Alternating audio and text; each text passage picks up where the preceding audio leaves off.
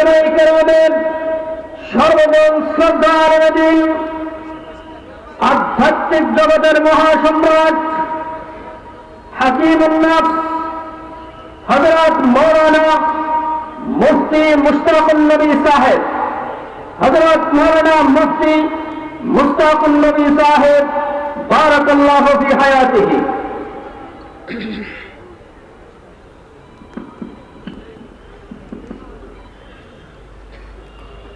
السلام عليكم ورحمة الله وبركاته. الحمد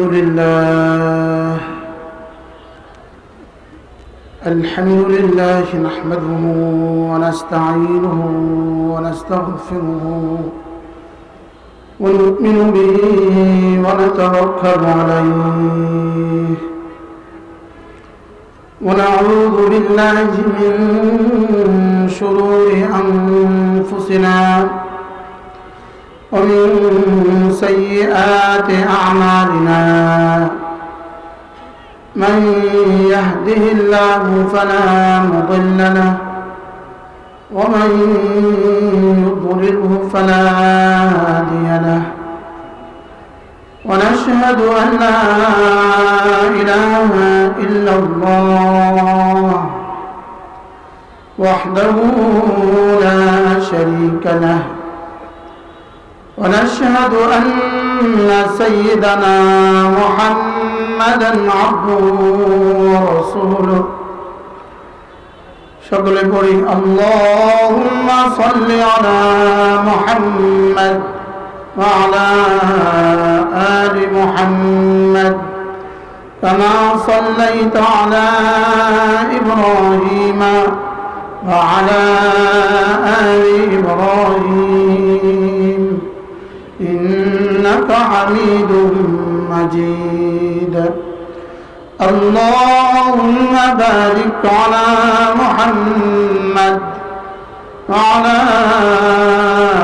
آل محمد كما باركت على إبراهيم وعلى آل إبراهيم إنك حميد مجيد.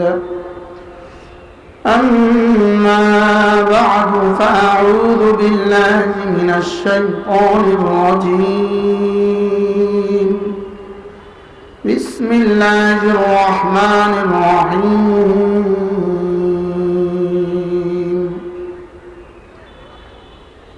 ألم تر كيف فعل ربك بعاد إرم ذات العماد التي لم يخلق مثلها في البلاد. وثمود الذين جابوا الصخر بالواد وفرعون ذي الأوتاد الذين طغوا في البلاد فأكثروا فيها الفساد. فصب عليهم ربك سوط عذاب إن ربك لبالمرصاد. صدق الله مولانا العظيم. আজকে 3 জানুয়ারি 2025 নোয়াখালী আন্তর্জাতিক ইসলামী মহাসম্মেলন সংস্থা কর্তৃক আয়োজিত আজকের এই ইসলামী মহাসম্মেলনের শ্রদ্ধেয় সভাপতি, উপস্থিত হাজরাত উলামায়ে ইকরাম, শ্রদ্ধেয় মুরব্বিয়ানে আযম, আমার যুবক ভাইয়েরা, পর্দার আলের মা ও বোনেরা, আল্লাহ তাআলার অগণিত অসংখ্য প্রশংসা, যিনি দয়া করে মেহেরবানি করে আমাকে আর আপনাকে এই পবিত্র মজলিসে একত্রিত হয়ে কিছু বলার শোনার তৌফিক দান করেছেন, এজন্য বলি আলহামদুলিল্লাহ। আসরের পর থেকে বয়ান শুরু হয়েছে, বড়রা বয়ান করেছেন, আমার পরে আপনাদের জন্য বড় বড় মেহমান আছে। এর ফাঁকে অল্প সময়, মূলত প্রত্যেক ইংরেজি মাসের প্রথম শুক্রবারে নোয়াখালী জেলা জামে মসজিদে আমাদের ইসলাহি মজলিস হয়। আজকে ওই মজলিসে আমাকে বসাবার পরিবর্তে দোস্ত আহবাব আমাকে এখানে বসিয়ে দিয়েছেন। মূলত এই সম্মেলনের মেহমান অন্যরা আছে। আমি নিয়মিত মাসিক মজলিসের অংশ হিসাবেই আপনাদের সামনে বসার সৌভাগ্য হয়েছে।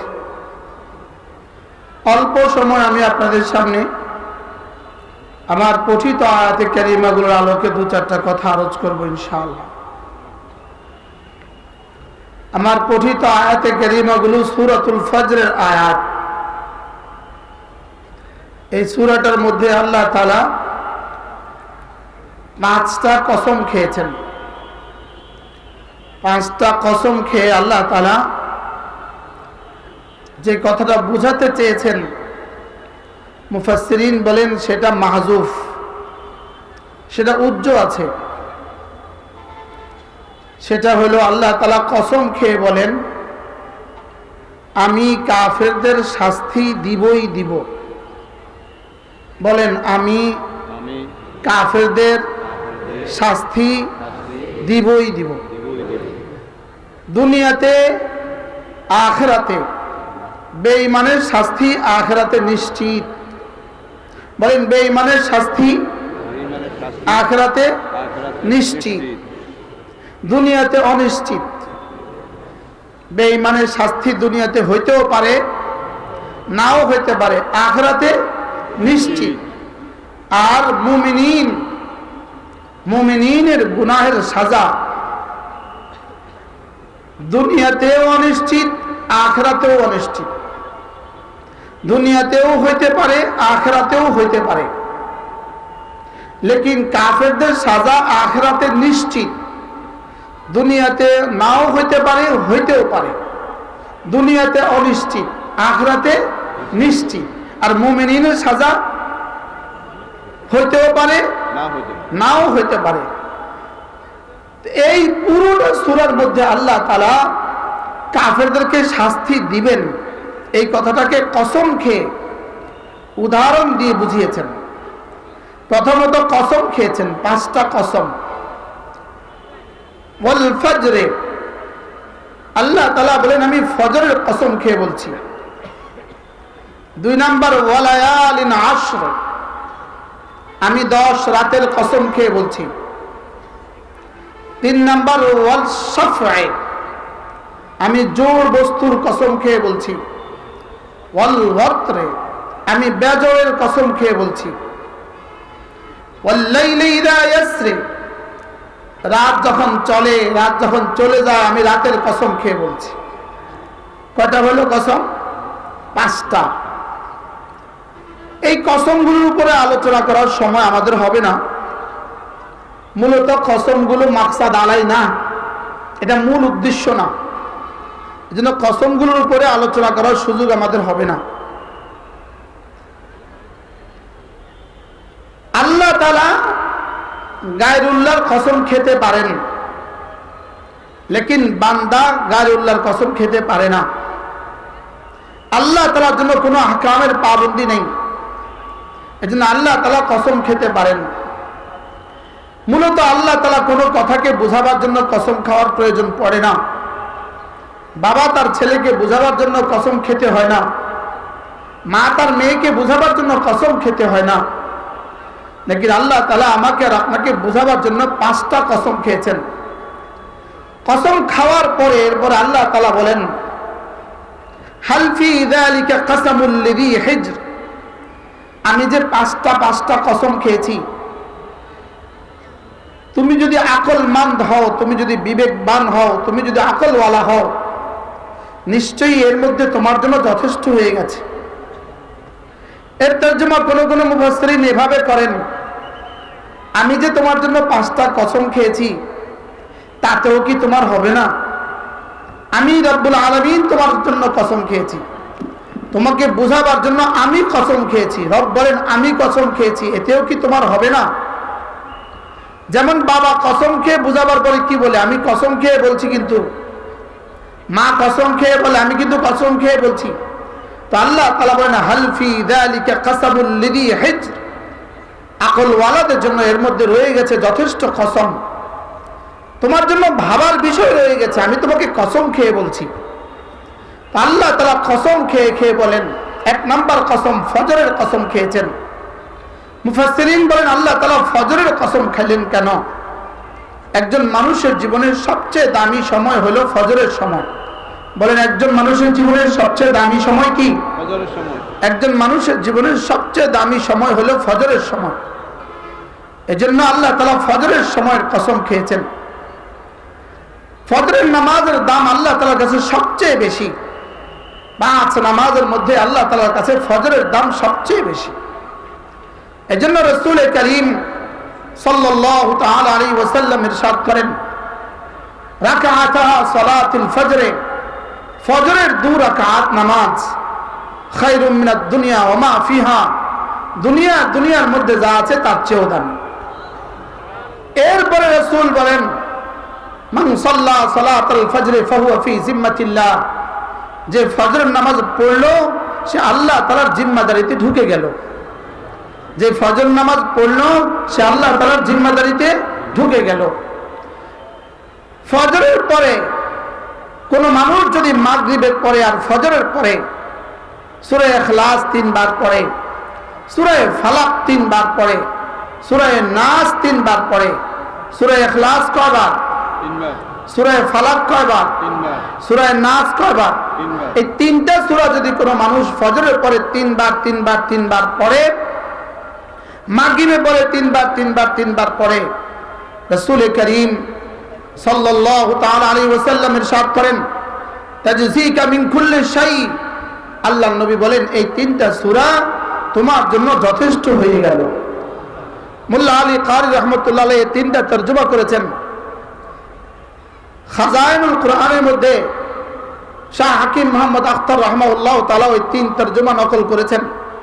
তিনি বলেন যে তার মধ্যে একটা তরজমা হলো, কোন মানুষ যদি ফজরের পরে আর মাগরিবের পরে 3টা সূরা 9 বার পড়ে, আর এই দিন আর এই রাতে সে যদি আর কোনো নফল ইবাদত করতে না পারে, তো সারা দুনিয়ার সমস্ত মানুষ নফল ইবাদত করে যে পরিমাণ পাবে, এই লোকটাকে আল্লাহ তাআলা এই পরিমাণ নেকি দিয়ে দিবে। এটা হলো একটা তরজমা। ফজরের পরে 3 বার সূরা ইখলাস, ফজরের পরে 3 বার সূরা ফালাক, ফজরের পরে 3 বার সূরা নাস, মাগরিব পরে 3 বার।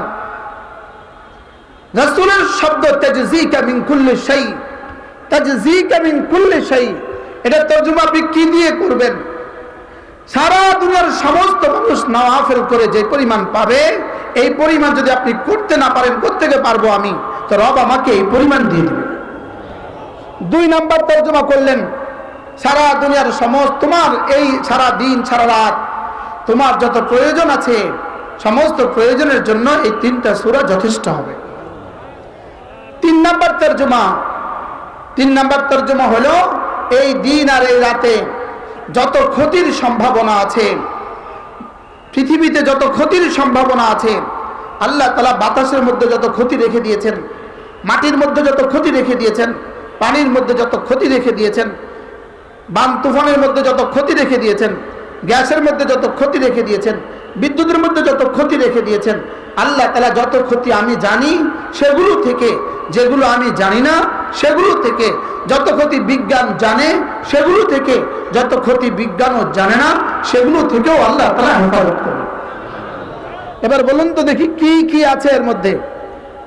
এই 3টা সূরা সকালবেলা ফজরের পরে 3 বার, মাগরিব পরে 3 বার পড়বো তো ইনশাআল্লাহ।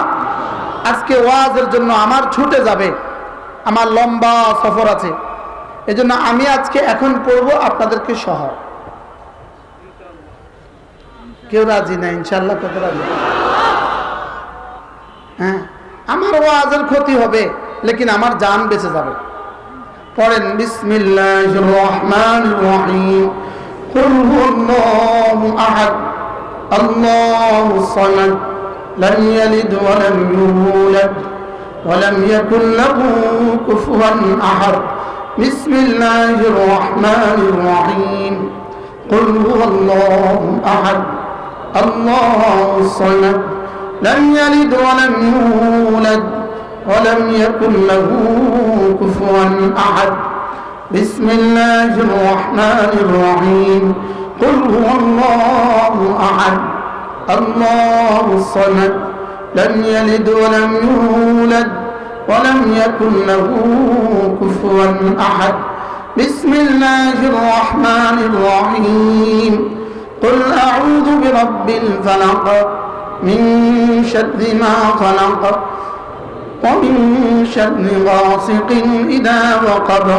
ومن شر النفاثات في العقد ومن شر حاسد إذا حسد بسم الله الرحمن الرحيم قل أعوذ برب الفلق من شر ما خلق ومن شر غاسق إذا وقب ومن شر النفاثات في العقد ومن شر حاسد إذا حسد بسم الله الرحمن الرحيم قل أعوذ برب الفلق من شر ما خلق ومن شر غاسق إذا وقب ومن شر النفاثات في العقد ومن شر حاسد إذا حسد بسم الله الرحمن الرحيم قل أعوذ برب الناس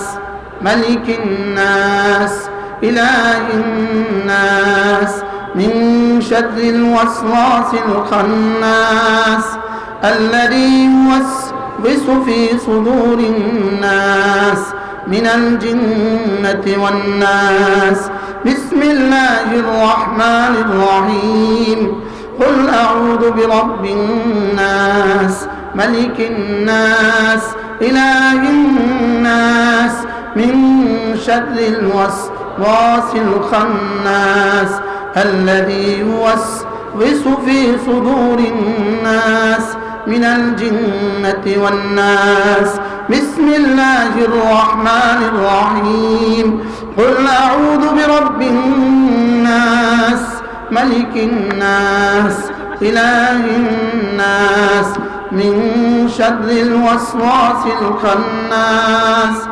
الذي يوسوس في صدور الناس মিনাল জিন্নাতি ওয়ান নাস।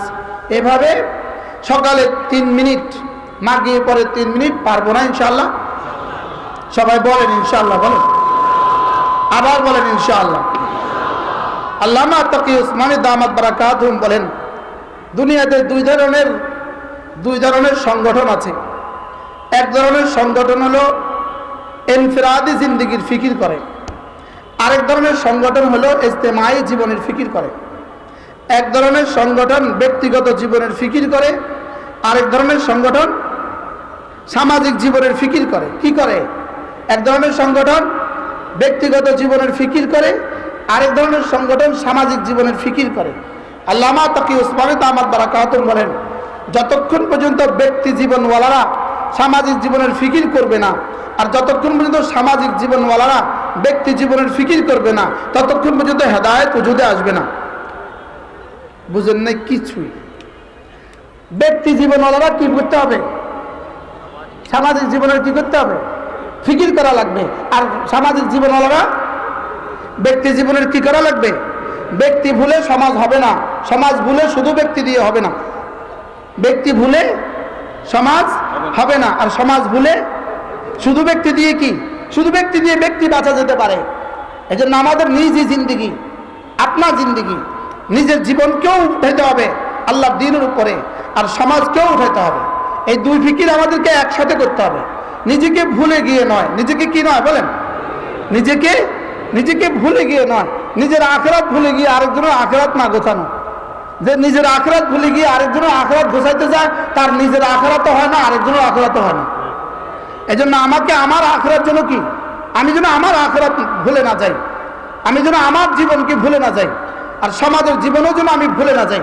এজন্য আমাদেরকে ব্যক্তি জিন্দেগিও শুদ্ধ করতে হবে। আল্লাহ ইরশাদ করেন, কোন মানুষ যদি ফজরের পরে আর মাগরিবের পরে সাইয়্যিদুল ইস্তিগফার পড়ে, সাইয়্যিদুল ইস্তিগফার, আল্লাহর নবী বলেন এই দিন এই রাতে সে মরবে না, এই দিনে আর এই রাতে সে মরবে না, ইল্লা তবে যদি মরে ফাইন্নাহু মিন আহলিল জান্নাহ, সে নিশ্চিতভাবে জান্নাতে। তাহলে এবার বলুন তো দেখি, সাইয়্যিদুল ইস্তিগফারটা আমাদের শিখে নেওয়া কি পরিমাণ জরুরি, আমাদের শিখে নেওয়া কি পরিমাণ জরুরি, আর ফজরের পরে আর মাগরিবের পরে ইহতিমাম করা কি পরিমাণ জরুরি। আমি এখন 2 ঘন্টা ওয়াজ করলাম, আজকে রাতে মরে গেলাম, নিশ্চিত জান্নাতি। কোন নবীও বলে নাই, আমাদের নবীজিও বলে নাই, লেকিন সাইয়্যিদুল ইস্তিগফার মাগরিবের পরে পড়বা আর এশার ফজরের পরে পড়বা, লাম ইয়ামুত ফি তিলকাল লাইলা, ওই রাতে সে মরবে না, আও ফি যালিকাল ইয়াউম, ওই দিনে সে মরবে না, ইল্লা তবে যদি মরে ফাইন্নাহু মিন আহলিল জান্নাহ, সে নিশ্চিত জান্নাতি। রাওয়াহুল বুখারী বাবু সাইয়্যিদুল ইস্তিগফার। আল্লাহুম্মা আনতা রাব্বি লা ইলাহা ইল্লা আনতা খালাকতানি ওয়া আনা আবদুক ওয়া আনা আলা আহদিকা ওয়া ওয়া'দিকা মাসতাতা'তু আউযু বিকা মিন শাররি মা সানা'তু আবুউ লাকা বিনি'মাতিকা আলাইয়া ওয়া আবুউ বিযামবি ফাগফির লি ফাইন্নাহু লা ইয়াগফিরুয যুনুবা ইল্লা আনতা। যান, হাসতে হাসতে বাড়ি চলে যান, আজকে রাতে যদি মরেন সব জান্নাতে। ফাইন্নাহু মিন আহলিল জান্নাহ, সে নিশ্চিত জান্নাতে। শিখে নিব তো ইনশাআল্লাহ, সবাই শিখে নেবেন, সাইয়্যিদুল ইস্তিগফার শিখে নেবেন। আল্লাহ আমাদেরকে তৌফিক দান করেন। এরপরে রাসূল করিম সাল্লাল্লাহু তাআলা আলাইহি ওয়াসাল্লাম ইরশাদ করেন, কোন মানুষ যদি 5 ওয়াক্ত নামাজের পরে সুবহানাল্লাহ 33 বার, আলহামদুলিল্লাহ 33 বার, আল্লাহু আকবার 34 বার পড়ে, আল্লাহর নবী বলেন এভাবে হবে 100 বার, 5 নামাজ হবে 500 বার, আর ঘুমাবার সময় পড়বে 100 বার, এভাবে হবে 600 বার। 5 নামাজ হবে 500 বার, ঘুমাবার সময় 100 বার, এভাবে হবে 600 বার। রাসূল করিম সাল্লাল্লাহু তাআলা আলাইহি ওয়াসাল্লাম দুটো হাদিস আমি একসাথে মিলিয়ে দিচ্ছি। 1 নম্বর হাদিস, যাও আল্লাহ তাআলা সবগুলো গুনাহ মাফ করে দিবেন। 2 নম্বর হাদিস, যাও সোজা জান্নাতে চলে যাও। তাহলে আমি দুটোটা মিলিয়ে দিলে তরজমা কি? গুনাহ মাফ করে জান্নাতে দিয়ে দিবেন। তরজমা কি? গুনাহ মাফ করে কি দিয়ে দিবেন? আচ্ছা, ওয়াজটা সহজ কেমন আর দাম কেমন? সহজ কদ্দুর আর দাম কদ্দুর? দাম দুইটা। গুফরাত খাতায়াহু ওয়ালাউ কাসুরাত, গুফরাত খাতায়াহু ওয়ালাউ কাসুরাত, তোমার গুনাহ যত বেশি হোক না কেন মাফ। এবারে দাখালাল জান্নাহ, সোজা জান্নাতে চলে যাবে। এরপরে রাসূল বলেন তুমি পড়বা 100 বার, মিজানে উঠে যাবে 1000 বার। তাহলে 5 নামাজে 500 বার, মিজানে উঠে যাবে 5000 বার। আর ঘুমাবার সময় 100 বার, মিজানে উঠে যাবে 1000 বার। 5000 যোগ 1000 সমান সমান 6000 বার। এবার হযরত আব্দুল্লাহ ইবনে আব্বাস রাদিয়াল্লাহু তাআলা বলেন, কোন মানুষ যদি প্রতিদিন 300 বার জিকির করে, 300 বার, হযরত আব্দুল্লাহ ইবনে আব্বাস রাদিয়াল্লাহু তাআলা বলেন, আমি কথা দিচ্ছি, আরজু মিনাল্লাহ, আমি আশা করছি আল্লাহ তাআলা তাকে হাসরের ময়দানে তুলবেন না, ইল্লা, তবে অবশ্যই তুলবেন সবচেয়ে বেশি জিকির করনেওয়ালা বানায়া। কয়বার পড়লে? 300 বার। কোন মুসলমান যদি 300 বার জিকির করে, সে জিক্রে কাসির ওয়ালা হয়ে হাসরের ময়দানে উঠবে, সবচেয়ে বেশি জিকির ওয়ালা হয়ে হাসরের ময়দানে উঠবে। কি ভাই, পারবো না ইনশাআল্লাহ? আল্লাহ আমাকে তৌফিক দান করেন, আল্লাহ যেন জীবনের শেষ দিনে পড়ার তৌফিক দান করেন। প্রসঙ্গ দূরে চলে গেছে। ওয়াল ফাজরি ওয়া লায়ালিন আশরি, ওয়াল ফাজরে মানে কি? ফজরের কসম। ফজর সবচেয়ে বেশি দামি। এজন্য উম্মতি মুসলিমা, এটা বিখ্যাত কিতাব, মিশরের এক ডক্টর লিখেছেন, ওই কিতাবটার বাংলা তরজমা হয়েছে, বাংলা হয়েছে ফজর আর করব না কাজা। কি লিখছে বলেন? বইটার নাম কি? ফজর আর করব না কাজা। মিশরের কায়রোতে একটা কনফারেন্স হয়েছে, সারা পৃথিবীর স্কলারদেরকে দাওয়াত দেওয়া হয়েছে। তো ওই স্কলারদের মধ্যে একজন ছিলেন মিশর কায়রো ইউনিভার্সিটির এক প্রফেসর। তিনি শেষ পর্যন্ত এই কথাটা লিখলেন। তিনি বললেন যে রাত্রে কনফারেন্স হয়েছে, আমরা সব সারা পৃথিবীর ডক্টররা আর স্কলাররা একটা হোটেলে ছিলাম। সকালবেলা হোটেলের লবিতে যে মসজিদ ছিল, মসজিদে তিনি বলেন যে আমি দেখলাম আমি ছাড়া মসজিদে আর কেউ নাই। কিটা বুঝলেন? বুঝেন না কি কইছে? কন হোটেলে কত মেহমান আছে? সারা দুনিয়ার বড় বড় স্কলাররা হোটেলে আছে। সকালে গিয়ে দেখলাম আমি ছাড়া মসজিদে আর কেউ নাই। তো তিনি বললেন যে আমি ভাবলাম যাক আজকে তো হয়তো সব মুসাফিররা দূর দূর থেকে আসছে, ক্লান্ত শান্ত, এজন্য আসতে পারে নাই। তো দ্বিতীয় দিন আমি একই দৃশ্য দেখলাম, দ্বিতীয় দিনও দেখলাম কেউ নাই। তো তৃতীয় দিন আমি আমার সাইডম্যানকে জিজ্ঞেস করলাম, ভাইয়া শরীর খারাপ? মসজিদে তো সকালবেলা দেখলাম না। তো তিনি এখান থেকে এই কিতাব লিখছেন, ফজর আর করবো না কাজা, ফজর আর করবো না কাজা। এই জন্যই রব্বে কারীম ওয়াল ফজরে, ফজরের কসম খেয়ে বলেছেন আমাকেও সিদ্ধান্ত নেওয়া দরকার, আমি আর ফজর কাজা করবো না। বলেন ইনশাআল্লাহ, বলেন ইনশাআল্লাহ। তোলেন হাত, তোলেন তোলেন হাত তোলেন ইনশাআল্লাহ। আল্লাহ তৌফিক দান করেন। হ্যাঁ, আপনি বলবেন হুজুর এই মহাসম্মেলনে, এত বড় সম্মেলনে আপনি আমাদেরকে ফজরের জন্য হাত তুলিয়েছেন। যদি ফজরই আপনাদের জীবনে ঠিক হয়ে যায়, বাকি সব ঠিক করে দেওয়ার দায়িত্ব আল্লাহ। কি হয়? এই জন্য চলেন নিয়ত করি আমরা ইনশাআল্লাহ আজ থেকে আর ফজর ছাড়বো না ইনশাআল্লাহ। বলেন, আবার বলেন ইনশাআল্লাহ। হ্যাঁ, আলহামদুলিল্লাহ একটা খুশির সংবাদ বলি। আমরা যারা বাংলাদেশের কওমি মাদ্রাসায় পড়ি, আমরা যারা বাংলাদেশের কওমি মাদ্রাসায় পড়াই, আমরাই বাংলাদেশে এক জাতি যারা 6 বছর থেকে জীবনে কাজ, আমাদের আর ফজর ছুটে নাই। আলহামদুলিল্লাহ বলেন, বলেন আমরাই এক জাতি 6 বছর আর 7 বছরের পর থেকে আমাদের আর কি ছুটে নাই? বলেন আমাদের আর ফজর কি? আমাদের আর ফজর ছুটে নাই। বলেন এই দেশে ফজর ছুটে না কাদের? বলেন কওমি মাদ্রাসা যারা পড়ে পড়ায়, বলেন আরো ধরে বলেন, যারা কওমি মাদ্রাসায় পড়ে এদের কি ছুটে না? বলেন সব বড়রা পিছিয়ে বসে আছে।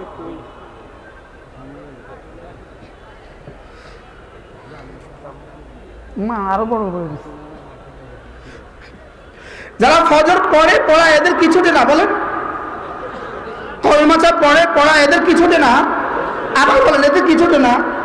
এদের ফজর ছুটে না। তো যাদের জীবনে কখনো ফজর ছুটে নাই, এদেরকে যদি কেউ বলে এরা দিনের কি কাজ করে, তাহলে কি বোঝা যাবে? যেমন ধরেন একজনে অনার্সের পর থেকে তার আর ফজর ছুটে না, মাস্টার্সের পর থেকে তার আর এশরাক ছুটে না। বুঝেন না কথা?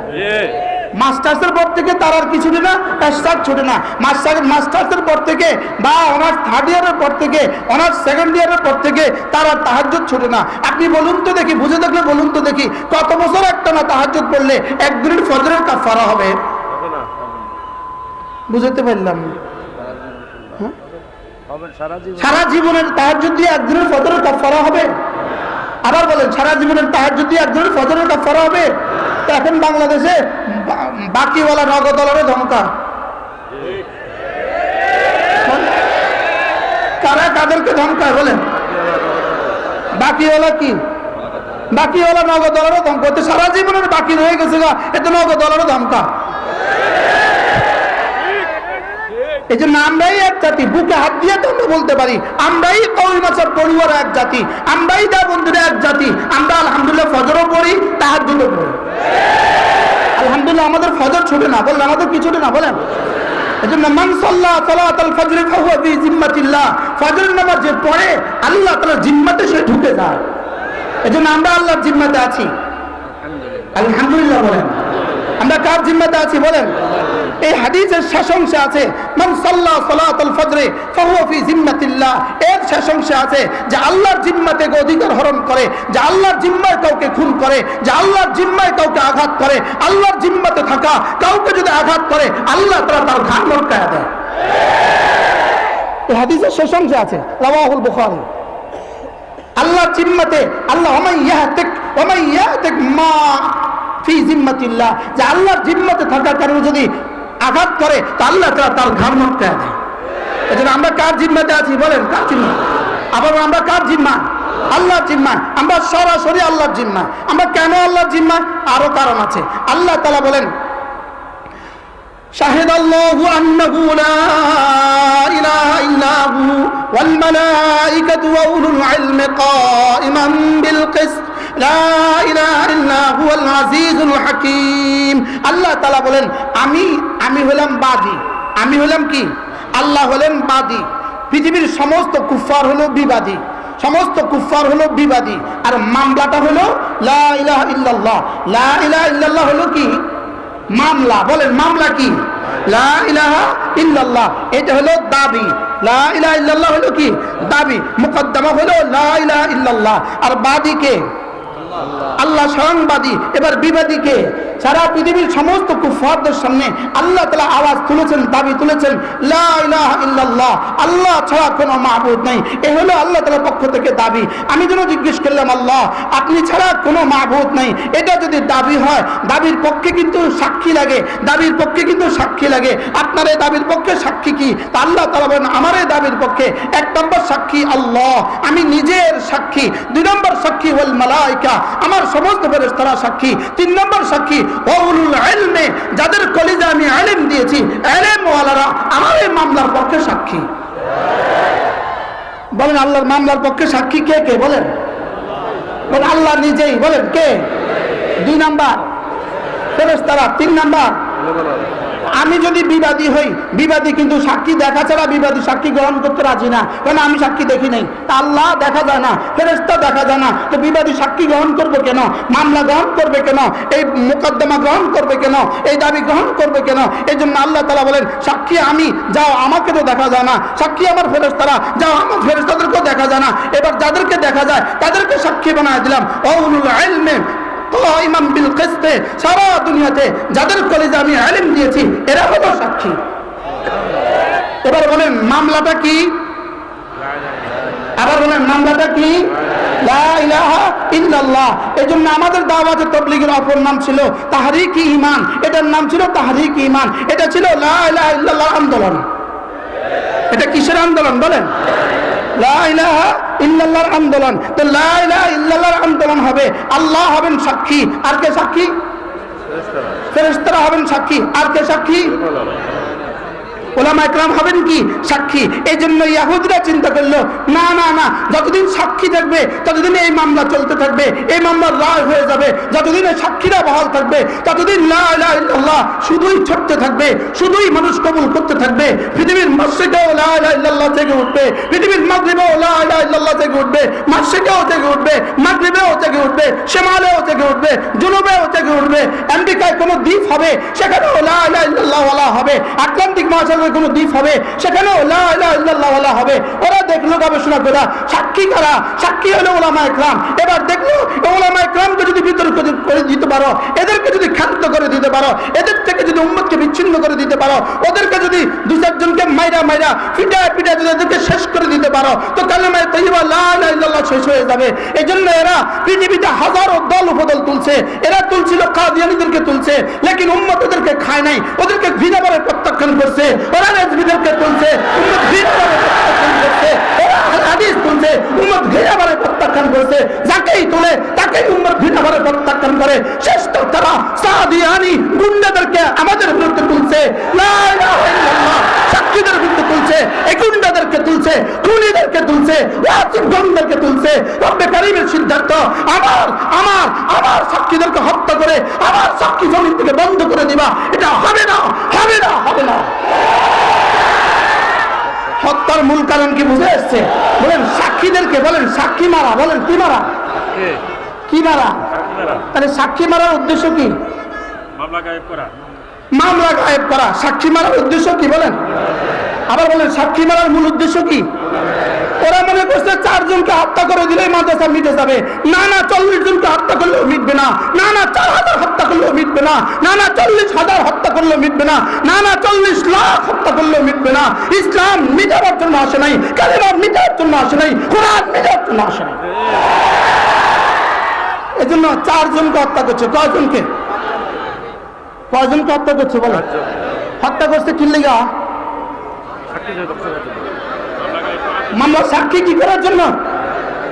ওই ইহুদিদের তো জানা নাই, ওই ইহুদিদের তো জানা নাই, ওই নাসারাদের তো জানা নাই। না না না না, ব্রিটিশ 4 জনকে হত্যা করে নাই, শুধু 40 জনকে হত্যা করে নাই, শুধু 400 জনকে হত্যা করে নাই, শুধু 4000কে হত্যা করে নাই, শুধু 40,000কে হত্যা করে নাই, ব্রিটিশ দিল্লির চাঁদনি চক থেকে খায়বার পর্যন্ত প্রতিটা গাছে গাছে একজন একজন আলেমের দ্বীনকে ফাঁসির কাছে ঝুলিয়েও এদেশ থেকে ইলম মুছতে পারে নাই, ইসলাম মুছতে পারে নাই, মাদ্রাসা মুছতে পারে নাই, মসজিদ মুছতে পারে নাই, ইনশাআল্লাহ কিয়ামত পর্যন্ত মুছবে না। এজন্য 4 জনকে হত্যা করছে। কয়জন? আমাদের ওই 4 জন বড় দামি মানুষ যারা শাহাদাতের খুন নজরানা পেশ করেছে। আর ওই খুনিগুলো ইতিহাসের কলঙ্কিত খুনি। এরা ইমানের নিসবতে হত্যা করেছে, কালেমা, নামাজ, ইলম ও জিকির, ইকরামুল মুসলিমিন, সহিহ নিয়ত ও তাবলীগের নিসবতে হত্যা করেছে, কালেমার দাবিতে হত্যা করেছে। ওই ঘুমন্ত মুসল্লিদের উপরে যারা আক্রমণ করেছে, এরা তাবলীগ হইতে পারে না, এরা খুনি তো হইতে পারে, ইয়াহুদি তো হইতে পারে, হিন্দু তো হইতে পারে, মুজাহিদ তো হইতে পারে, রাত তো হইতে পারে।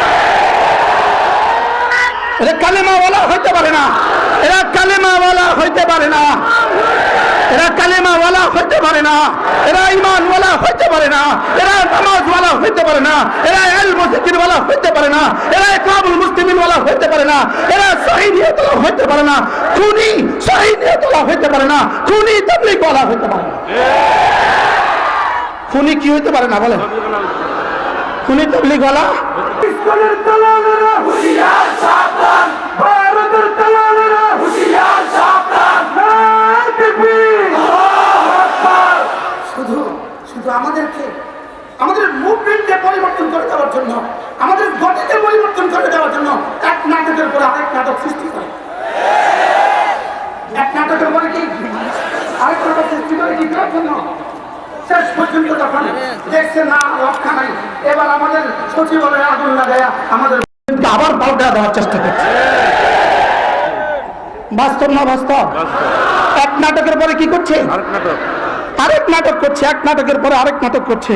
আমরাও যাদেরকে বিপ্লবী সরকার মনে করছি, আমরা যাদেরকে বিপ্লবী সরকার মনে করছি, এত তরুণের শাহাদাতের নজরানা স্বরূপ যে সরকার প্রতিষ্ঠিত হয়েছে, আমরা ভেবেছিলাম বিপ্লবী সরকার তো বিপ্লবী হয়, লেকিন বিপ্লবী সরকার হয়ে গেছে নরম। বিপ্লবী সরকার হয়ে গেছে কি বলেন? 4 জন মানুষকে কুফিয়ে কুফিয়ে হত্যা করলো, শত শত মানুষকে আহত করলো, লেকিন এখনো তাদেরকে, ওই গুন্ডাদেরকে, গুন্ডাদের হুতাদেরকে, গুন্ডাদের নেতাদেরকে এখনো গ্রেফতার করতে পারে নাই। এটা আমাদের জাতি আজকে জানতে চায়। আজকে জাতি জানতে চায় ওয়াসিমকে গ্রেফতার করতে আপনাদের বাধা কোথায়? খুনিদেরকে গ্রেফতার করতে আপনাদের বাধা কোথায়? যদি খুনিদেরকে আপনারা প্রশ্রয় দিতে থাকেন, যদি খুনিদেরকে প্রশ্রয় দিতে থাকেন, ইসকনকে যদি প্রশ্রয় দিতে থাকেন, শেষ তক এখন সচিবালয়ে আগুন লাগিয়েছে, শেষ তক ডক্টর ইউনূস সাহেব আপনার ফতোয়াতেও আগুন লাগা দিবে।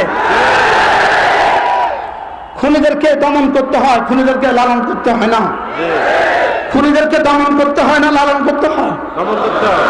আপনারা খুনিদেরকে কি করছেন? আপনারা খুনিদেরকে লালন করছেন, আপনারা খুনিদেরকে দুধ কলা দিয়ে পালছেন।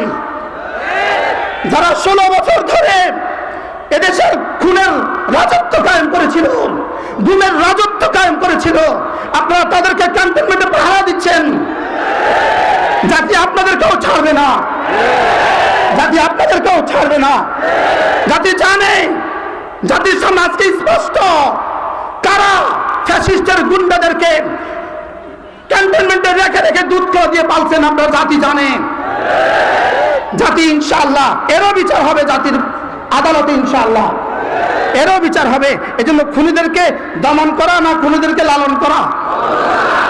আপনারা খুনিদেরকে কি করছেন? আপনারা খুনিদেরকে লালন করছেন। ওয়াসিমকে গ্রেফতার করতে আপনাদের বাধা কোথায়? খুনিদেরকে গ্রেফতার করতে আপনাদের বাধা কোথায়? হ্যাঁ, আমরা এক জাতি, মাজলুমিয়ত আমাদের ইতিহাস, জুলুম আমাদের ইতিহাস নয়। আমরা জুলুম সইতে জানি, আমরা জুলুম সইতে জানি। 17ই আগস্টের পর থেকে আজ পর্যন্ত আমরা কোন এতাতির দিকে একটা ফুলের টোকাও দেই নাই। আমরা দিব না, আমরা দিব না, কারণ আমরা আইনকে নিজেদের হাতে তুলে নিব না। আমরা আপনাদেরকে শ্রদ্ধা করি, আমরা আপনাদেরকে শ্রদ্ধা করি। এই জন্য এতাতি বন্ধুদেরকে বলছি, যারা খুনি তাদের হিসাব আলাদা। আর যারা সাধারণ শ্রেণী বন্ধুরা আছো, যারা সাধারণ শ্রেণী ভুলে এতাতের দিকে চলে গেছো, ভুলে তোমরা জান্নাতের রাস্তা যাওয়ার জন্যই গেছিলা, ভুল অন্ধকার গলিতে ঢুকে গেছো, ভুলে অন্ধকার গলিতে ঢুকে গেছো, ওই মাথা গিয়ে দেখছো ওখানে খুন চলতেছে, তুমি কি আর সামনে চলবা নাকি তুমি ফিরে আসবা? বলেন তুমি। এবার বন্ধুরা তোমরাও ফিরে আসো, তোমরাও কি আসো, তোমরাও ফিরে আসো। লেকিন তারপরেও আমি বলছি আমার জীবনের সব ক্ষোভ আতিদের বিরুদ্ধে নয়। বলে হুজুরের সব ক্ষোভ আতিদের বিরুদ্ধে না, আমার সব ক্ষোভ আতিদের বিরুদ্ধে নয়, আমাদের সব ক্ষোভ আতিদের বিরুদ্ধে নয়, আমাদের ক্ষোভ তোমাদের হোতাদের বিরুদ্ধে। আমাদের রক্ত, আমাদের মানুষের ক্ষোভ, আমাদের জীবনের ক্ষোভ, আমাদের জান মাল জীবন আর যৌবন আমরা ইনশাআল্লাহ ইসলামের পক্ষেই লাগাবো, ইহুদিদের বিপক্ষেই লাগাবো ইনশাআল্লাহ। আল্লাহ আমাদের সবাইকে তৌফিক দান করেন। কথা তো আমার দূর চলে গেছে, আমি কি করব? ওয়াল ফজরে ওয়া লায়ালিন আশরে ওয়াশ শাফঈ ওয়াল ওয়াতরি ওয়াল লাইলি ইযা ইয়াস হাল ফি যালিকা কাসামুল লিহিজ। রব্বুল আলামিন পাঁচটা কসম খেয়ে বলেন, এই দুনিয়ার সমস্ত কুফার শুনো, তোমাদেরকে শাস্তি আমি দিবই দিব। বলেন তোমাদেরকে শাস্তি আমি কি দিবই দিব। এবার রব্বুল আলামিন এর সপক্ষে চার দলের উদাহরণ পেশ করেছেন, চার জাতির উদাহরণ পেশ করেছেন। আলাম তারা কাইফা ফাআলা রাব্বুকা বিআদ, আলাম তারা কাইফা ফাআলা রাব্বুকা বিআদ ইরামা যাতিল ইমাদ التي لم يخلق مثلها في البلاد وثمود الذين جابوا الصخر بالواد وفرعون ذي الأوتاد الذين طغوا في البلاد الذين فأكثروا فيها الفساد। আল্লাহ তাআলা চার শ্রেণীর কথা বলেন, চার দলের কথা বলেন। আল্লাহ তাআলা বলেন দেখো দেখো আদ জাতির দিকে একবার তাকাও, আদ জাতির দিকে একবার তাকাও, সামুদ জাতির দিকে একবার তাকাও, এরাম গোষ্ঠীর দিকে একবার তাকাও, আর ফেরাউনের দিকে একবার তাকাও। এই চার দলের নাম আল্লাহ তাআলা উল্লেখ করেছেন। উল্লেখ করে বলেন আদ আর সামুদ জাতি কেমন ছিল জানো? এদের মতো শক্তিধর পৃথিবীতে আমি আর কাউকে বানাই নাই। এরা একটা ফিলারের মতো ছিল, একটা খাম্বার মতো ছিল। আর সামুদ জাতি যারা উঁচু পাহাড়ের চূড়া গর্ত করে করে নিজেদের বাসভবন তৈরি করতো। আর ফেরাউন সে তো ছিল কিলো কোয়ালা, সে মানুষকে ধরে নিয়ে আসতো, ধরে নিয়ে এসে হাতে প্যারেক ঠুকে দিত, পায়ে প্যারেক ঠুকে দিত, হাতে পায়ে প্যারেক ঠুকে ঠুকে তাদেরকে হত্যা করতো। তা আল্লাহ তাআলা বলেন আল্লাযীনা তাগাউ ফিল বিলাদ, এরা জমিনে সীমা লঙ্ঘন করেছে, ফাআকসারু ফিহাল ফাসাদ, এরা জমিনে সীমা লঙ্ঘনের হক আদায় করে দিয়েছে, এরা জমিনে ফাসাদের হক আদায় করেছে। রব্বুল আলামিন বলেন ফাসাব্বা আলাইহিম রাব্বুকা সাওতা আযাব, আপনার রব তাদের পিঠে আযাবের কড়া মেরে দিয়েছেন, আযাবের দুর্গ লাগিয়ে দিয়েছেন। আল্লাহ তাআলা উদাহরণ শুনিয়ে যেন বলেন এ নেতানিয়াহু শুনো, রব যেন ইহুদিদেরকে চ্যালেঞ্জ দিয়েছেন, নেতানিয়াহু শুনো, তোমাদের আগে আদ জাতি ছিল, তোমাদের আগে সামুদ জাতি ছিল, তোমাদের আগে এরাম জাতি ছিল, তোমাদের আগে ফেরাউন ছিল। এদের মতো শক্তিধর পৃথিবীতে আমি কাউকে বানাই নাই। এদেরকে যেভাবে ফেরেশতার চিৎকার দিয়ে আমি ধ্বংস করেছি, এদেরকে যেভাবে বাতাস দিয়ে আমি ধ্বংস করেছি, এদেরকে যেভাবে পানি দিয়ে আমি ধ্বংস করেছি, ইনশাআল্লাহ আমাদের রব ইন্না রাব্বাকা লাবিল মিরসাদ, তোমার রব এখনো আছে আরশ আজিমে, এদের দিকে চেয়ে আছে। ইনশাআল্লাহ পৃথিবীর সমস্ত বাতিলকে, পৃথিবীর সমস্ত তাগুতকে রব এভাবেই ধ্বংস করবে। গত 16 বছর ধরে আল্লাহ যতবার বাইতুল্লাহকে নিয়েছে, তাওয়াফে আর সাইতে একটা দোয়া করতে ভুলতাম না, একটা দোয়া করতে আমি ভুলতাম না, আল্লাহ ওই দিন আমাকে দেখাও যেদিন তারা পালাবে, যেদিন তারা কি করবে বলেন। এটা ছিল আমার দোয়া, আল্লাহ তাদের ধ্বংসটা দেখা দাও, আল্লাহ তাদের ধ্বংসটা দেখা দাও। রব তখন এলান করতেন আসমান থেকে, এই শোন আতা আমরুল্লাহ ফালা তাস্তাজিলু, আমার সিদ্ধান্ত আসবে, তবে তুই জলদি করিস না, তবে তুই কি করিস না, জলদি করিস না। তবুও মন মানত না, যেন কইতাম আল্লাহ কবে, আল্লাহ কবে, আল্লাহ কবে। আল্লাহ কত 5ই আগস্ট 2024 কি বলতে বলেন, 5ই আগস্ট আমার আব্বার ইন্তেকালের শেষ সময়, আমার মনে হয় ইন্তেকাল আগের সপ্তাহ হবে। আব্বা আমারে কইতো তার প্রথমটা দেখে গেলাম না, কি কইতো তার প্রথমটা আমি আর দেখে গেলাম না, তার প্রথমটা আমি আর দেখে গেলাম না। হ্যাঁ আল্লাহ মাহমুদ শফিও দেখে গেল না, হ্যাঁ আল্লামা জুনায়েদ বাবুলুদ্দিনও কি দেখে গেল না। হ্যাঁ ওনাদের কোরবানির বরকতে ওনাদের সন্তানদেরকে রব দেখিয়েছে। আল্লাহ তাআলা 5ই আগস্ট বাছাই করলেন কেন? এই 5 তারিখটা নিলেন কেন? 5 তারিখটা নিলেন, এর আগে একটা 5 ইতিহাস ছিল। 5ই মে একটা ইতিহাস ছিল 2013 সাল। কি ছিল বলেন, কি ছিল? 5ই মে একটা কি ছিল? একটা ট্র্যাজেডি ছিল, একটা দুঃখজনক ঘটনা ছিল 5ই মে। 5ই মে শাপলা সরকারে হাজারো আলেমদের উপরে, নিরীহ নিহত্যা আলেমদের উপরে, মাদ্রাসা ছাত্রদের উপরে এরা ইতিহাসের বর্বরচিত হামলা চালিয়েছিল, হাজারো মানুষকে হত্যা করেছে। রব সেই 5-এর জবাবে 5ই আগস্ট ঘটিয়েছে। এজন্য 5ই আগস্ট মূলত কিসের জবাব বলেন? বলেন তিনটা বলেন, এটা ওটা বলেন, কোনটা কোনটা? 5ই আগস্ট কিসের জবাবে? 5ই মে জবাবে। এই জন্য আজকে যারা আছেন, আজকে যারা প্রশাসনে আছেন এবং আগামীতেও যারা আসার স্বপ্ন বুনছেন, আগামীতেও যারা আসার স্বপ্ন বুনছেন, যারা ক্ষমতায় আছেন, মুসনাদে আছেন এবং আগামীতে যারা স্বপ্ন দেখছেন, স্বপ্ন বুনছেন আগামীতে ক্ষমতা যাওয়া, আমি আপনাদেরকে চোখে আঙুল দিয়ে বলবো 5ই মে জবাবে 5ই আগস্ট যেভাবে রব্বে কারীম ঠিক করে রেখেছেন, আবারও যদি দেশের ওলামাদের সাথে কোনো দুর্ব্যবহার হয় আবারও হবে। এজন্য ওলামাদের রক্ত ভুলা যাবে না। বলে ওলামাদের রক্ত কি? গত 16 বছরে আমাদের সমস্ত কোরবানি।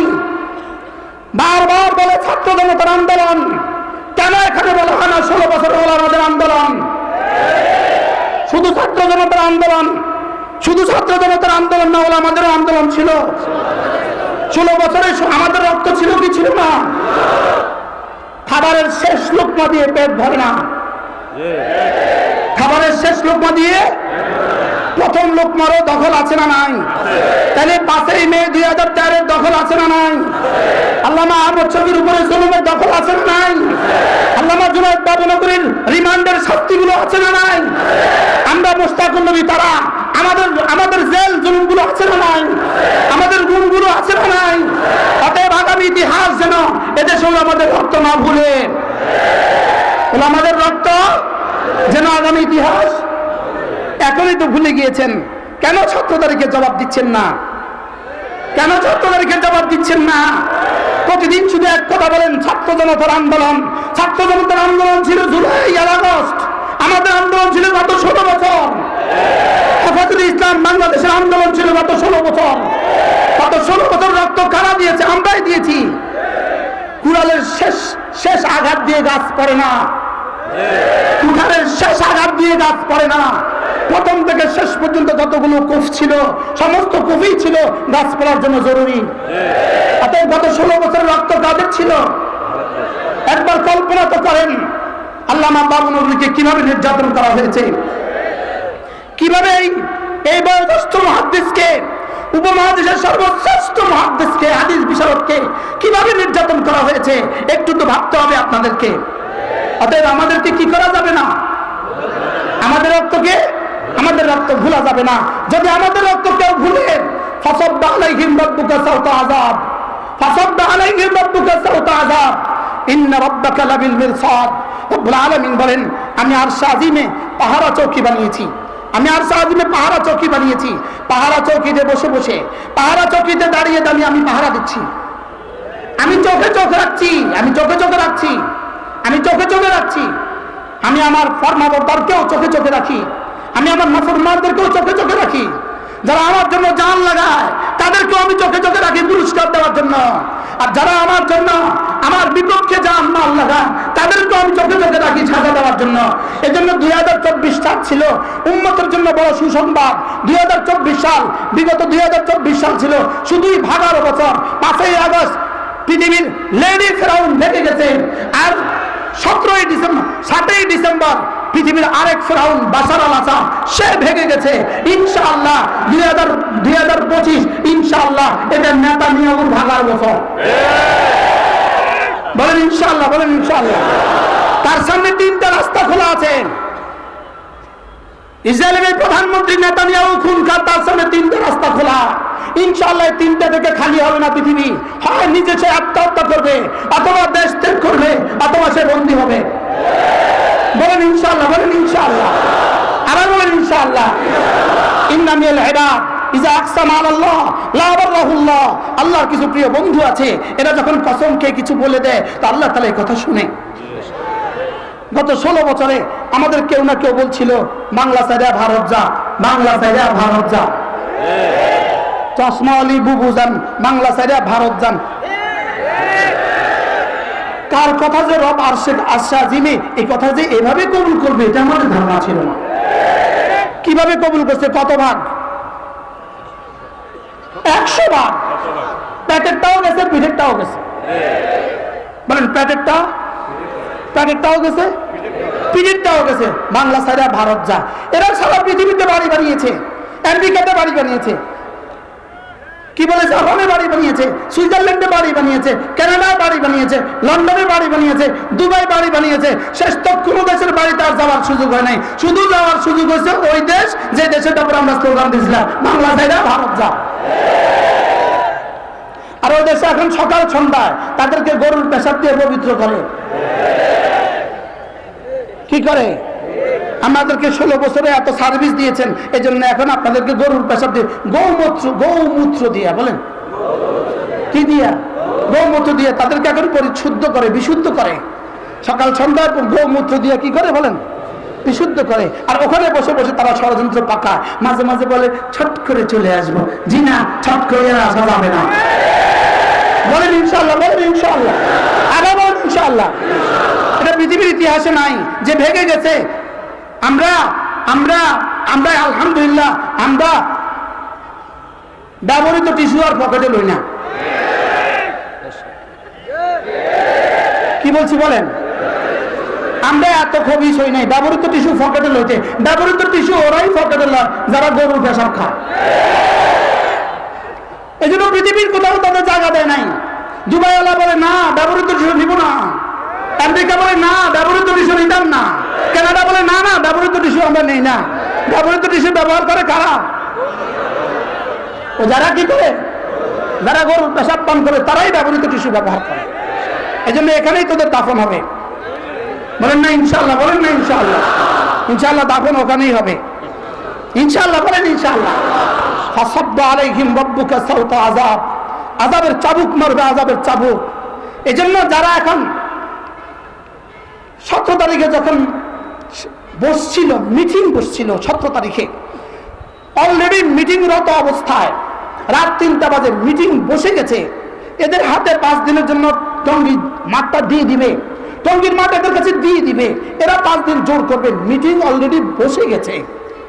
এই সময় মোশাহাদার র দেখলো যেই ষড়যন্ত্রের জন্য আমরা এদেরকে তৈরি করছি ওই ষড়যন্ত্র তো ভেস্তে গেল, ওটা তো ধ্বংস হয়ে গেল। আমরা চাইছিলাম এরা মারামারি করুক, এরা কিলাকিলি করুক, এখন দেখছি না, এরাও 6 নম্বরের কথা কয়, এরাও 6 নম্বরের কথা কয়, এরাও কালেমার কথা কয়, এরাও কালেমার কথা কয়। বেশি থেকে বেশি এর দূর মসজিদের এই পাশ আর এই পাশ। বুঝেন না কথা? মনে হয় এরাও কালেমার কথা বলে, এরাও 6 নম্বরের কথা বলে। বেশি থেকে বেশি এর দূর। এরা আগে ইস্তেমা করবে, ওরা পরে ইস্তেমা করবে। তো আমাদের লাভ তো কিছু হলো না। শেষ পর্যন্ত রাতে ফোন দিল। এই ফোনটা কেমন জানেন? যেমনটি জান্নাতে ইবলিস হযরত হাওয়া আর আদম আলাইহিস সালামকে কি বলছিল? যদি গন্ধম না খান, কি বলছিল বলেন? তাহলে কিন্তু কি হয়ে যেতে হবে? জান্নাত থেকে বের হয়ে যেতে হবে। যদি না খান তাহলে কিন্তু বের হয়ে যেতে হবে। আসলে কথা কি ছিল? খাইলে। কিন্তু শয়তান কি বলছে? যদি না খান। ওরা যদি ওই দিন হামলাটা না করে তাহলে ঘরের পরের 5 দিন তাদের ইস্তেমা হয়ে যায়, তাদের জোর কি হয়ে যায়, এবং তাদের ইস্তেমাটা হয়ে যায়। হতে পারে আগেও হতে পারত, হতে পারে। আমাদের তেমন কোনো আপত্তি ছিল না, আগে হইলেও হোক পরে হইলেও হোক, আমাদের খুব বেশি কি ছিল না বলেন? আপত্তি ছিল না। যা করুক, ওরা আগে করলেও করুক পরে করলেও করুক, আমাদের বেশি একটা আপত্তি ছিল না। কিন্তু মুসাহাদার র দেখলো, হ্যাঁ আমাদের তো সব ষড়যন্ত্র শেষ। এবার ওই শয়তানের মতো এদেরকে টেলিফোন করলো, এই শোনো, আজকে রাত্রের ভিতরে যদি হামলা না করো তাহলে আর কিয়ামত পর্যন্ত টঙ্গী মাঠে ঢুকতে পারবে না। বুদ্ধিটা কেমন ছিল? কার বুদ্ধি? ইবলিস কি দিয়েছিল বুদ্ধি? যদি না খাও থাকতে পারবে না। এদেরকে কি বলছিল? যদি না মারো আর জীবনে কখনো ঢুকতে পারবে না। এই জন্য দু চারজনকে টোপ দিছিল। তার মধ্যে একজন আছে মুআজ বিন নূর, বলেন কুলাঙ্গা, একসাথে বলেন কুলাঙ্গা। মুআজ বিন নূর এক কুলাঙ্গা। এই কুলাঙ্গারকে দিয়া আরো কটা তার সাথে আছে সেলাসা মুন্ডা, এদেরকে দিয়া বলছিল যদি আজকে হামলা না করো তাহলে কিন্তু জীবন আর ঢুকতে পারবে না। এই হামলা করায়া বসলো। চারজন ঘুমন্ত মানুষকে হত্যা করে ফেললো, কয়েকশো মানুষকে শহীদ করে, কয়েকশো মানুষকে আহত করে ফেললো। এবার পরের দিন সাংবাদিকদের বলতেছে না আমরা মারি নাই। এবার শয়তান মুসাদার রাহ কি বলে? আমরা এবার তোমাদের সাথে নাই। কি বলে বলেন না? যাওয়ার তো হয়ে গেছে, ইতিহাস রচিত হয়ে গেছে। কারণ খুনের পরে কোনো জাতি আর টিকতে পারে না, অন্যায় ভাবে খুন করার পরে কোনো জাতি আর কি টিকতে পারে না। তাহলে এবার তাদেরকে দিলনি শেষ করছে কিনা বলেন? আচ্ছা, এই ঘটনার পর থেকে আজ পর্যন্ত বাংলাদেশে কি নতুন কোনো মানুষ একাকি হয়েছে? কিয়ামত পর্যন্ত হবে? আর এখান থেকে ফিরে আসতেছে কিনা বলেন? তাহলে বোঝা গেছে এটা শয়তানের ষড়যন্ত্র ছিল, আর এরা ফাঁদে পা দিয়েছে। এরা শয়তানের ফাঁদে কি দিয়েছে বলেন? এজন্য সাধারণ মুসলমান যারা আছি এদের সাথে আমাদের কোনো বিদ্বেষ নাই। এদেরকে ডেকে লাগায় দিবেন। আমাদের মসজিদে সাতপন্থীদের ঢুকার অনুমতি নাই। বলেন ইনশাআল্লাহ, বলেন ইনশাআল্লাহ। আল্লাহ আমাদেরকে কথাগুলো বুঝা মানা সহজ করে দেন। আমার কথা তো অনেক দূর চলে গেছে। আমার ইচ্ছে ছিল ফাসাব্বা আলাইহিম রাব্বুকা সাওতা আযাব, আমার ইচ্ছে ছিল ইন্না রাব্বাকা লাবিল মিরসাদ, এর উপরে আলোচনা করার। আল্লাহ তাআলা যদি তৌফিক দেয় আবার কখনো হবে। আল্লাহ তাআলা এই জাতিকে আমাদেরকে হেফাজত করেন ইনশাআল্লাহ। আমার আখেরি স্লোগান, মাদ্রাসা ছিল, মাদ্রাসা আছে, মাদ্রাসা থাকবে। যদি এর বিপরীত কোন সিদ্ধান্ত আসমানে হইতো, গত 16 বছর পরে আমরা একটা মাদ্রাসা বাংলাদেশে থাকতাম না। কি ভাই, এখন কি মাদ্রাসা কমছে না বাড়ছে? সামনে কমবে না বাড়বে? ইনশাআল্লাহ সামনে আরো কি বাড়বে। এই জন্য আমি স্লোগান তুলি, মাদ্রাসা ছিল, মাদ্রাসা আছে, মাদ্রাসা থাকবে। ইসলাম ছিল, ইসলাম আছে, ইসলাম থাকবে। আল্লাহ তাআলা আমাদের সকলকে কথাগুলো বুঝা মানা সহজ করে দেন।